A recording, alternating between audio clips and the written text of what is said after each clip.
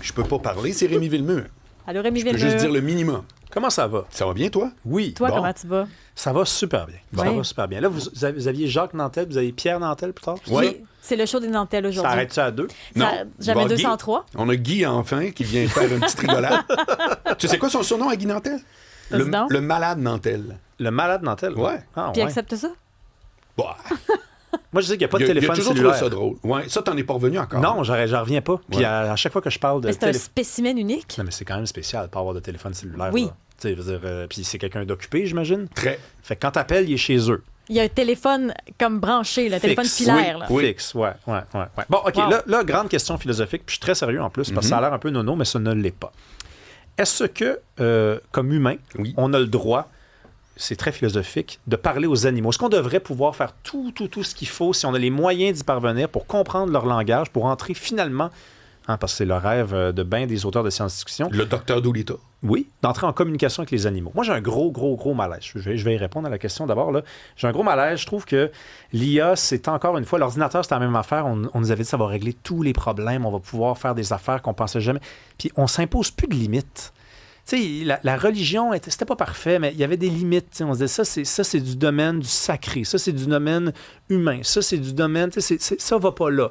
Puis bon, il y a des gens qui voulaient aller explorer ça, mais moi, les animaux, je leur crisserais la paix. Je les laisserais tranquilles. C'est-à-dire, c'est pas de nos affaires. Mais pourquoi on veut savoir? Pourquoi on veut entrer en contact? Pourquoi toujours plus? Ben, c'est la recherche. L'idée même Ben, de la la recherche, c'est recherche. ça. Moi, je suis pas contre l'idée. Ouais, mais C'est ça, comme de la découverte de l'espace, tu sais, puis... Mais ça, c'est toujours le prétexte. C'est non, pas mais- vraiment la découverte qu'on veut. On veut posséder l'espace.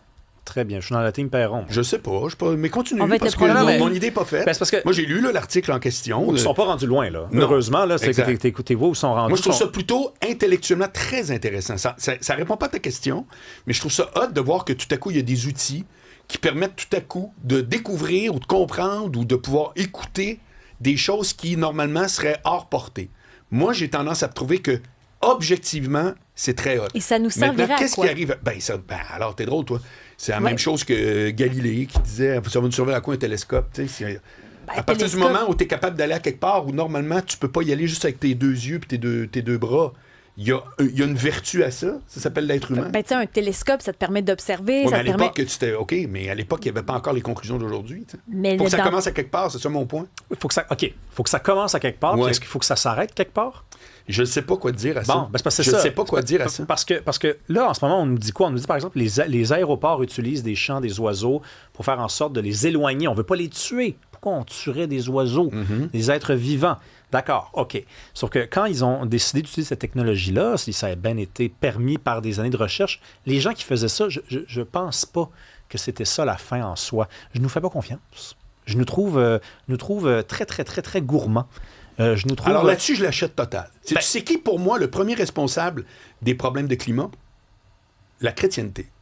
La Ah chrétienté, ah ben vas-y, Pourquoi? je t'écoute. C'est la Ouais. chrétienté. Puis peut-être les autres grandes religions, mais particulièrement la chrétienté. Parce que dans la doctrine chrétienne, Dieu a fait la nature pour être au service de l'homme. Ça fait en sorte que c'est barre ouvert depuis toujours avec les conséquences qu'on connaît. Et quand tu vas argumenter avec quelqu'un qui, tout à coup, est des petites sniffs climato-sceptiques, là, gratte rapidement puis demande-y s'il est croyant pour le fun. Non, je te le dis, Rémi, tu vas trouver ça fort intéressant. Mais tu as raison. Là. Il y a beaucoup effectivement, de gens qui pratiquent des religions Oui. qui sont... Parce que disons, c'est comme si ça vient briser ben, le qui logiciel. doutent, mais qui doutent en fait de la science en général, puis de beaucoup d'explications scientifiques. Mais tu sais, si tu penses que l'être humain est bon et que tu sais, il est capable de plus de bien que de mal, tu te dis, ben écoute, on va apprendre à communiquer avec les animaux pour les sauver, pour mieux les comprendre, et peut-être par ricochet, au passage, mieux nous comprendre, mais c'est pas forcément la priorité. Moi, je ne crois pas ça.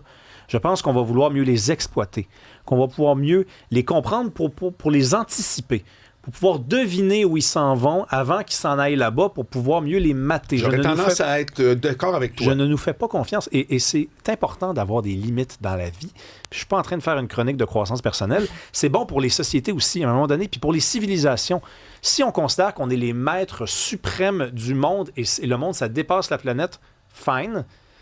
Mais peut-être aussi que c'est pas de nos affaires, des fois, d'aller coloniser des planètes, d'aller foutre la merde un peu partout, de considérer que les animaux, ben, sont juste à notre service. On est au-dessus d'eux dans la chaîne alimentaire. Là. Je suis pas fou, là, quand même. Là. Non, je D'accord? comprends. T'es pas Mais ce qu'on je veux appelle dire, on peut spéciste. Non, exactement. Mais ça, c'est l'étape de trop. Moi, ça me choque. Mais c'est qu'en ce moment, quand on prend le temps de les observer, on peut déjà mieux comprendre leur comportement, la base, un peu comment ils réagissent. Déjà, il y a déjà des experts qui les analysent puis qui ont déjà des informations qui, à mon sens, sont suffisantes là, pour ce qu'on en a besoin. Mais tout ce qui est intelligence artificielle, au moment où on se parle, incluant sa propre rentabilité, qui n'existe pas là, au moment où on se parle. C'est une bulle. En tout cas, pour l'instant, ça se dirige direct de même.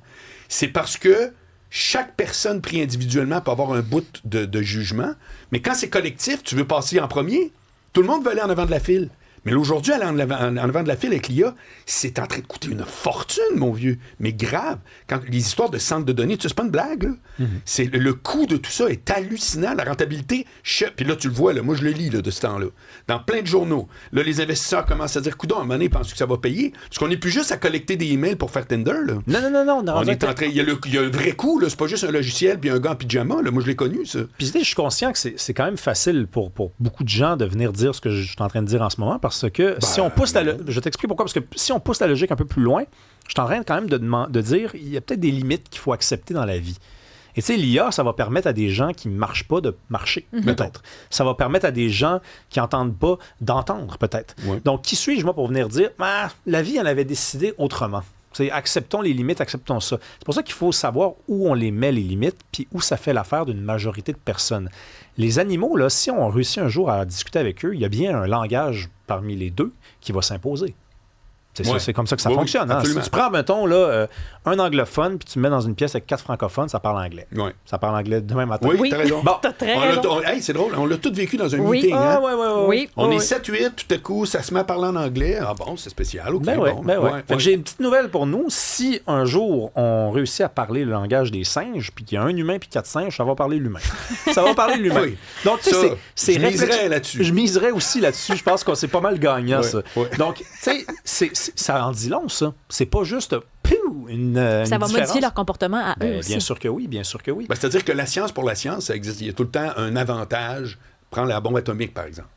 C'est jusqu'à temps que tu découvres la fission nucléaire, tu capotes. Puis là, un jour, il y a quelqu'un aussi dans l'armée qui fait « Oup, hop, hop ». Ça fait que ça finit toujours par être à l'avantage de quelqu'un, donc au détriment de l'autre. C'est un peu ça que tu dis. Là. Mais absolument. Puis tu sais, il y a déjà un a priori. Moi, toute ma vie, j'avais des discussions des fois avec du monde autour des animaux, puis on disait à quoi ils pensent, les animaux, à quoi ils pensent. Puis Orwell a écrit La ferme des animaux, puis lui, ça tête ceux qui pensent comme nous, en fait. C'est la même affaire. T'es mis ensemble, ça donne la même affaire qu'une communauté humaine. Et souvent, les gens disent, ça pense à rien. C'est nous qui sommes dotés d'une intelligence, puis d'une spiritualité, puis d'une capacité conceptuelle. Là, tu te dis, oui, mais on est vraiment donc bien fiers de nos affaires pour penser ça. Il y a un chercheur, Nicolas Matévon, de l'Université de Saint-Étienne en France, qui se fait demander qu'est-ce que ça va donner si on parle un jour avec des souris. Puis il dit, je pense que les souris vont parler vont parler de leur expérience, de leur monde. Elles ne sont quand même pas en train de construire la prochaine tour Eiffel. Mais quand sais-tu? Non, mais qu'est-ce qu'on en sait? Au moment où on se parle, c'est lui qui a raison, mais tu sais pas comment ça peut virer. Non, mais c'est quoi la tour Eiffel d'une souris? C'est peut-être pas notre tour Eiffel. Ça, c'est un point. C'est peut-être un truc que tu n'as jamais vu de ta vie. Là. C'est un point. T'as-tu déjà tout vu ce que les souris ont vu? Non. Non? Bon, les fourmis, c'est une autre affaire. On manque beaucoup. Les fourmis. Oui. Non, mais les très fourmis. Brillantes. Les fourmis, c'est incroyable. Les abeilles. Les abeilles. Non, mais on pourrait continuer de même longtemps. On manque un peu d'humilité. Franchement, là, on manque vraiment d'humilité parce qu'on voit des belles affaires qu'on a faites, puis on se dit, il y a bien juste nous qui sommes capables de faire ça.